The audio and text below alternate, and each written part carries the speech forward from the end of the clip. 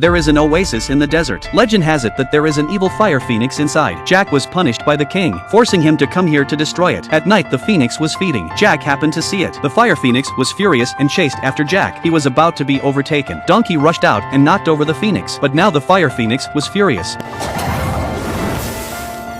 The fire phoenix waved its wings. The flames rose to the sky. The oasis in the desert was set alight. It was a matter of life and death. Jack had to throw the pine cone in his hand. Naturally, the phoenix opened its mouth and swallowed it. Then the anesthetic took effect. The phoenix fell headlong into the lake, and so Jack managed to capture the fire phoenix. But when he saw how poor the phoenix looked, the kind-hearted Jack loosened the chains. The fire phoenix flew off into the sky and was free again, and left a feather behind. Gave it to Jack, but when he returned to the kingdom, Jack was empty-handed. The king took him to the guillotine. Jack argued loudly that he had tamed the fire phoenix, and that he had brought the phoenix's feather with him, but the feather had lost its luster. It looked like chicken feathers. The king was not convinced and ordered his head to be cut off. Just then, the feathers on the floor changed. Not far away in the sky there was a flash of fire. It was the fire phoenix. It heard Jack's whistle. It circled over and over the kingdom. Finally it landed on the highest tower. The subjects were shocked at the sight. Jack was a hero. The king saw the change in the situation, took the stage and gave Jack a knighthood. But the king wasn't going to let him go. He gave Jack his orders again, to go north to the coldest place in the world. There was a castle of ice and snow. In it lived a princess. The king asks Jack to go and help him with a match. Jack was forced to set off again. A man and a donkey climbed to the entrance of the castle. Seeing no one at the door, Jack walks through with impunity, only to run headlong into a wall of air.